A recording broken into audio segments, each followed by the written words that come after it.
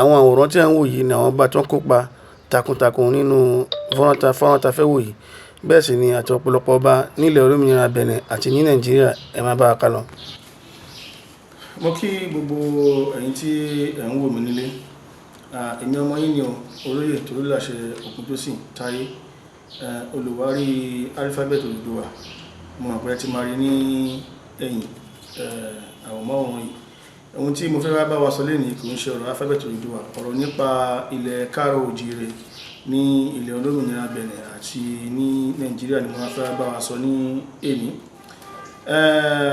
Àwọn nǹkan ṣẹlẹ̀ láàárín ilẹ̀ olómìnira Benin àti Nàìjíríà ní àárín lọ́balọ́ba tó jẹ́ ohun tí ó kù díẹ̀ káàtó tó yẹ ká ṣiṣẹ́ sí.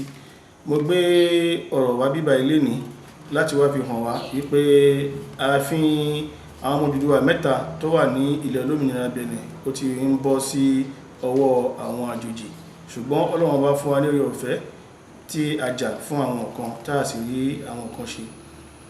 Nínú mẹ́ta tó wà nílẹ̀ olómìnira Benin, a máa rí pé nínú àwọn ọmọ Odùduwà méje a ní mẹ́ta ní Benin: Alákétu, Onísàbẹ̀ àti Onípópó. Ààfin Onípópó òun ni wọ́n fẹ́ gbà báyìí, ní èyí tí a wá fi wá tó ọba wa kan létí tó jẹ́ ọba ńlá nílẹ̀ káàárọ̀ oòjíire. Àyè ò gbà mí láti dárúkọ ọ̀bọ̀ tí má ti ń ṣe ọ̀rọ̀ mi lọ, ẹ mọ ibi tọ́rọ̀ mi ń lọ. Àwọn ọba ńlá tí a nílẹ̀ káàárọ̀ oòjíire, ó já sí wípé lórí ọ̀rọ̀ ààfin Alákétu wọ́n kọlura wọn, ó bí gbómi sí omi ò tó. So nígbà tó wá di wípé tí ààfin Alákétu lọ bó ṣe yẹ kó lọ, bí Ọlọ́run ṣe ní kó fẹ́ lọ, then àwọn fẹ́ gba ààfin Onípópó báyìí.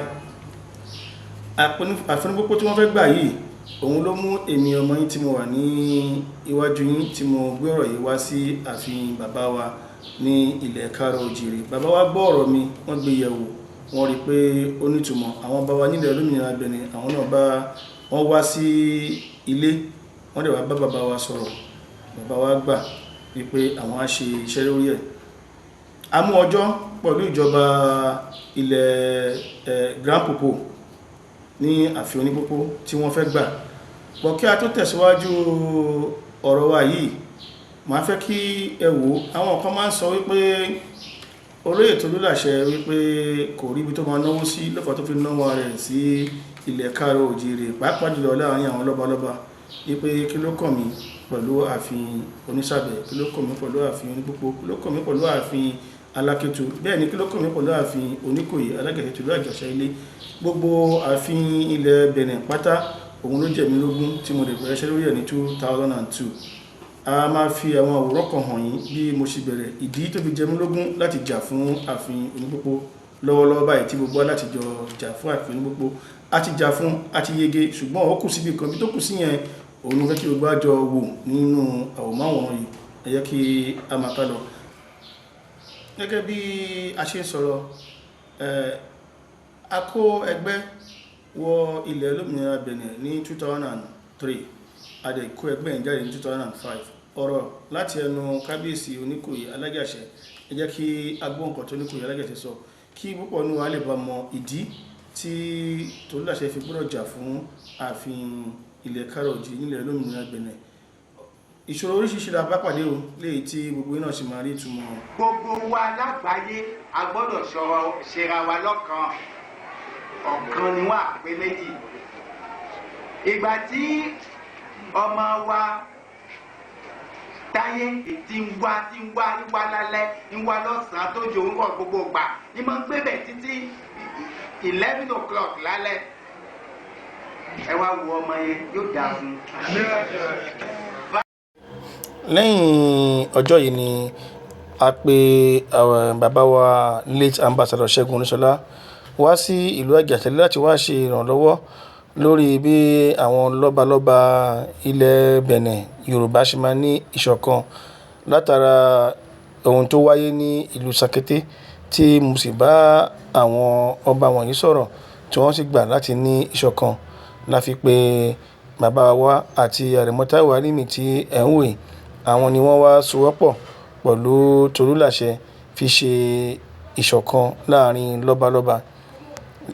Lẹ́yìn ayẹyẹ tí ẹ̀ ń wò yìí, ayẹyẹ oyè tí Tolúlàṣẹ jẹ ní 2007 ní ààfin Alágàṣẹ́, ní èyí tí àwọn ọba olómìnira Benin péjọ sí ibẹ̀ ní ọjọ́ yìí. Lẹ́yìn ọjọ́ yìí ni àṣeyege iṣẹ́ ìṣọ̀kan tí Ọlọ́run bá rán Tolúlàṣẹ tó fi wá wáyé. Ohun tí ó ṣẹlẹ̀ rí ní ilẹ̀ olómìnira Benin ní ààfin lọ́balọ́ba ilẹ̀ Yorùbá níbẹ̀, gẹ́gẹ́ bí ẹ ṣe mọ̀ pé a ní àwọn ọba ilẹ̀ Yorùbá, a ní 36 mẹ́fàlélọ́gbọ̀n la ní ilẹ̀ olómìnira Benin. Lẹ́yìn ọjọ́ tí wọ́n fún Tolúlàṣẹ ní oyè Tolúlàṣẹ yìí, ní ẹ bá wò àwọn lọ́balọ́ba, àwọn náà ń fún ní ìlẹ̀kẹ̀, náà ń fún ní àwọn ohun tí ó yẹ kí wọ́n fún oyè náà. Àwọn ẹbí àti ará wà ní kalẹ̀. Ọjọ́ yìí ni iṣẹ́ ìṣọ̀kan lọ́balọ́ba bẹ̀rẹ̀. Ẹ jẹ́ kí a gbọ́ ọ̀rọ̀ láti ẹnu kábíyèsí Alágàṣẹ́ karùn-ún. Ní orúkọ Aláàfin Ọ̀yọ́, ní orúkọ Òǹkòyí Alágàṣẹ́, ní orúkọ Abẹ́sàn, ní orúkọ Táíwò tó jẹ́ ọba ìkejì, ní orúkọ titiwa náà Òǹkòyí Abẹ́sàn Alágàṣẹ́ karùn-ún. Láti ìtòlí ìlú àṣẹ ní Tolúlàṣẹ Alájọbí. Tolúlàṣẹ Alájọbí. Tolúlàṣẹ Alájọbí. Ọkọ̀ náà mẹ́rin o, tó mẹ́rin o tí à ń gbé ní sáà Nàìjíríà ní orúkọ gbogbo wa àtọmọdé àtàgbà àtàwọn. Bàbá wa Ambassador Olúṣọlá ti wàjà, bàbá Oníkòyí Abẹ́sàn Alágàṣẹ́ náà ti wàjà, ṣùgbọ́n ẹ yẹ ká gbọ́rọ̀ láti ẹnu wọn ọ̀rọ̀ ìsọ sẹ́yìn nípa ètò tó wà ńlẹ̀. Ẹni tí ọwọ́ àwọn ọba tìlú wa Nàìjíríà ó ṣe tẹnu, ọwọ́ ọba àwọn ọba ti ìlú Benin, ọwọ́ tàwa náà ó tẹnu, yóò tẹnu. Mo sì dá sọ fún àwọn ọba lọ́balọ́ba tó wà bí wípé inú mi dùn púpọ̀ jù ní wípé bàbá wa Ambassador Olúṣọlá High Chief ó wà níbí, ẹ ti mọ̀ wọ́n wà kalẹ̀. Wọ́n sì ti bá wa ṣètò pípọ̀, wọ́n ṣe wàhálà pípọ̀ láti rí pé ká ní àṣepọ̀ pẹ̀lú àwọn ọmọ ìyá wa lọ́balọ́ba tìlú ilẹ̀ Nàìjíríà. Kò sì ní pẹ́ nísìnyí tó jẹ́ pé á gbéra ká dọ̀rùn ká ní ìtìpọ̀lú wọn. Ẹni tí ọ̀rọ̀ rẹ fẹ́ wọnú ọ̀rọ̀ mi àti 2013 lòun ti sọ gbogbo ọ̀rọ̀ tó sọ, ẹ ó máa gbọ́rọ̀ tiẹ̀ ní àárín àwọn ọ̀rọ̀ mi títí dé ìparí. Ẹ ká gbọ́. Ọmọga á tẹ̀síwájú ọ̀rọ̀ mi, Olúmídé tẹ̀síwájú. Lẹ́yìn ọjọ́ náà, pẹ̀lú akitiyan Tolúlàṣẹ, ìṣẹ̀lẹ̀ ìyanu kan ṣẹlẹ̀ nílùú Abẹ́òkúta. Àwọn ọba 146 ló pàdé àwọn ọba Yorùbá àti ilẹ̀ Benin Republic ní ọjọ́ kejìdínlọ́gbọ̀n oṣù kẹta ọdún 2008. Ayẹyẹ ọjọ́ náà ó dùn ó lárinrin.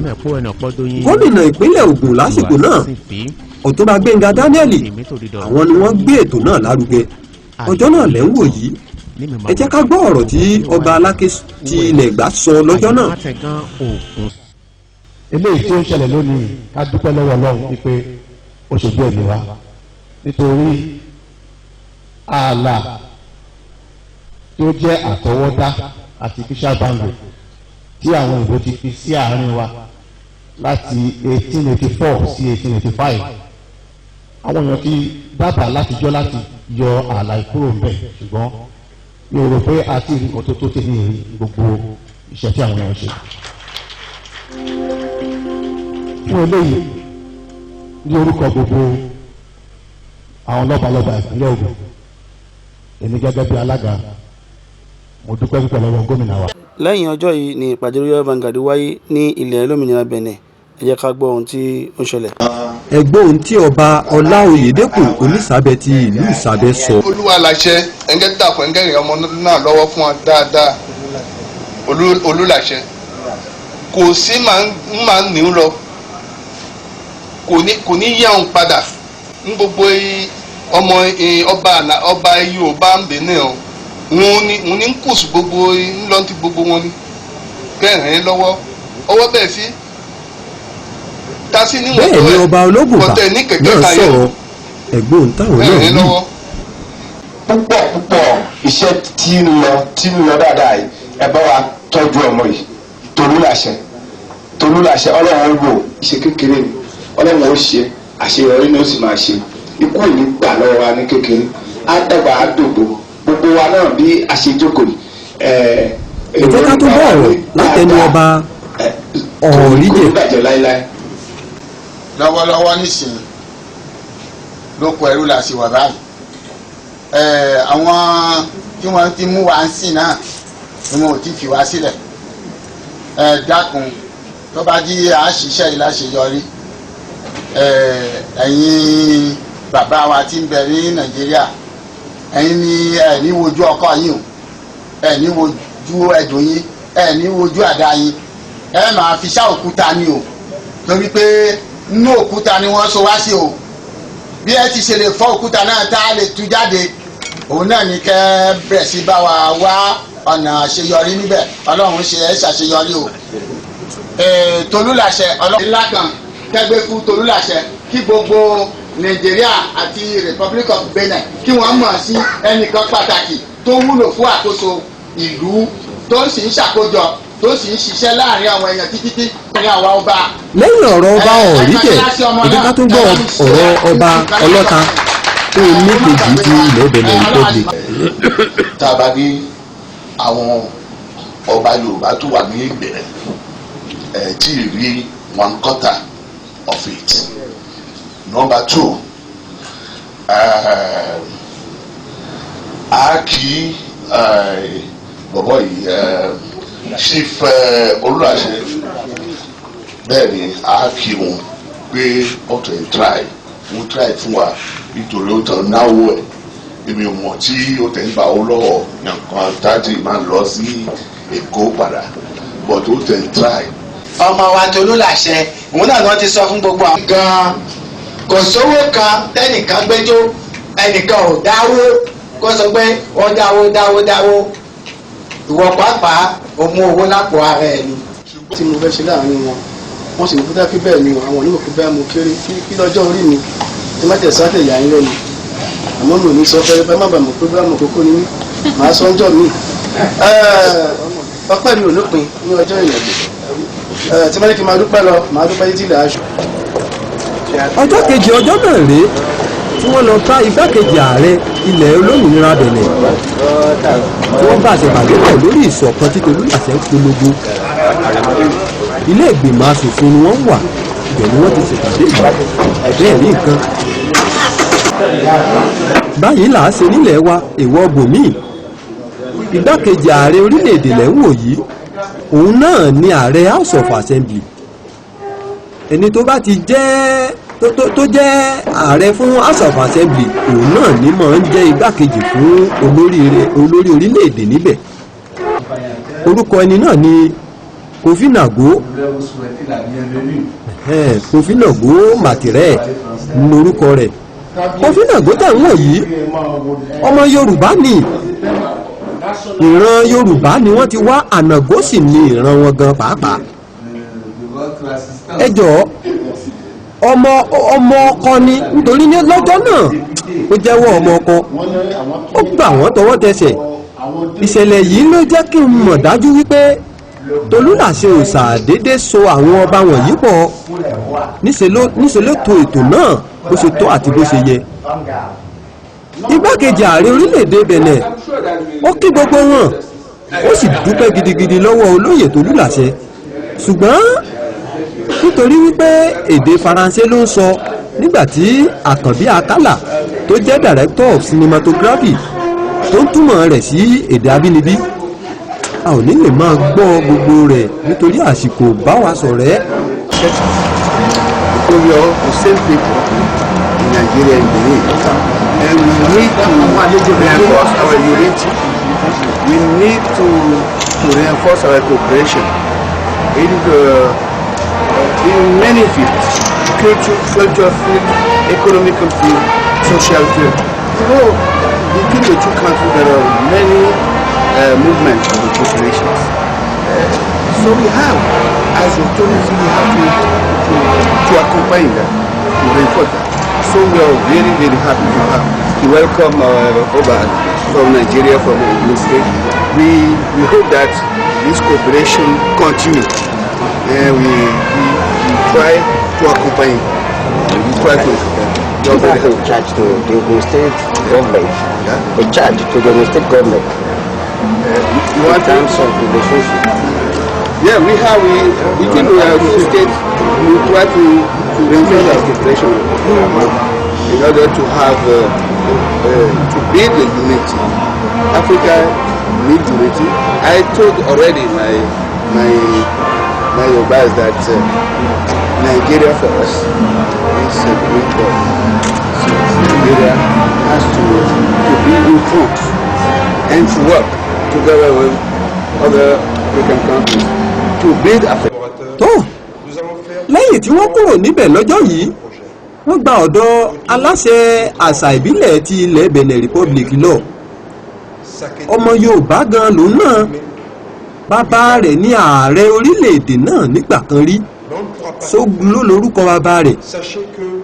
Sógunró ni wọ́n ń pè ní Sógunló nítorí nínú èdè Dahomey kò sí rí, kò sí tí wọ́n ń pè rí nínú èdè Dahomey. Gbogbo ibi tí rí bá wà lí ni wọ́n máa ń pè é. ìran wọn ní máa ń jagun fáláàfin. Gbogbo ibi tógun bá wà níbẹ̀ náà láyé ìgbà náà gbogbo ibi tógun bá wà àwọn bàbá wọn onímọ̀ ń ṣogun ró ni wọ́n fi ń pè wọ́n ṣogun ró. Òun náà fọwọ́ sí i, kódà inú rẹ̀ dùn púpọ̀ lọ́jọ́ náà. Ó ní kí wọ́n máa tẹ̀síwájú lórí ìṣọ̀kan, òun wà lẹ́yìn wọn bíi ké. Ọ́fíìsì gómìnà ìpínlẹ̀ Ògùn la wà yìí ìyẹn lọ́dún 2009 tí ààrẹ ilẹ̀ olómìnira Benin rán onímọ̀ràn rẹ̀ lórí ọ̀rọ̀ Nàìjíríà sí Benin Republic tó rán wá láti ṣe ìpàdé pẹ̀lú gómìnà ìpínlẹ̀ Ògùn lórí ìṣọ̀kan tí Tolúlàṣẹ ń polongo. Orúkọ ẹni náà ni Janvier Yahudewu ńlórúkọ rẹ̀, àti Àkànbí Akálà tó jẹ́ Director of Cinematography ní Benin Republic lọ́hùn-ún, tó tún jẹ́ aṣojú mínísítà fún àṣà, Minister of Culture. Pẹ̀lú gbogbo iṣẹ́ mánigbàgbé tí olóyè Tolúlàṣẹ ṣe nípínlẹ̀ Ògùn tí wọ́n lò ó bí ẹni lo omi òjò àtọ̀sán àtòru láì gba kọ́bọ̀ lọ́wọ́ ẹnikẹ́ni. Ìpínlẹ̀ Ògùn gbé ẹ̀bùn ràbàǹtà lé lọ́wọ́ ní ọjọ́ yìí. Ǹjẹ́ kí ló ń bẹ nínú ẹ̀bùn náà? Ago ni o, ago ara àgànná tí ò lè fi raṣọ tàbí bàtà, tí ò ṣe é bọ́mọ bọ́yàwó tàbí san owó iléèwé àwọn ọmọ. Nǹkan bẹ́ o. This delegation, which is led by Honorable Janvier Yahudewu, Mosio Akanbi, and Taye Tolúlàṣẹ, is really most welcome to Abeokuta at this time. Welcome. My friends from across, Mosio Yahudewu and Mosio Akala, as well as Chief Tolúlàṣẹ, who is the coordinator for the Royal Father.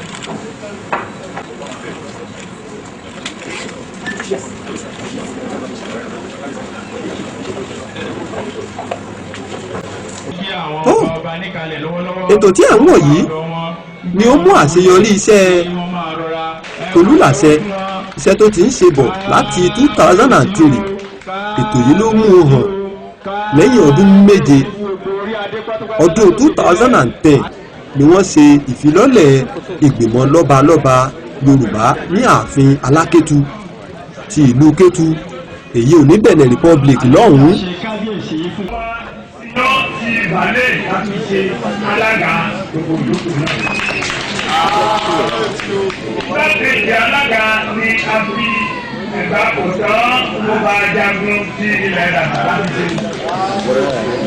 Alákòóso wọléwọ̀. Tó wá jẹ́ ọjọ́ tó yẹ pé ọjọ́ ayọ̀ ni fún mi, ọjọ́ ìdùnnú ni fún mi pé iṣẹ́ tí mo ń ṣe láti ẹ̀yìn wá, iṣẹ́ náà kò pé. Ẹgbẹ́ Royal Vanguard tí Ọ̀túnba Gbẹ́ngà Daniel dá sílẹ̀, wọ́n a máa ṣèpàdé ní ààfin Ewùsì. ẹ jẹ́ ká lọ wo apá kejì nínú YouTube channel wa Odùduwà Alphabet, the only talking alphabet on earth.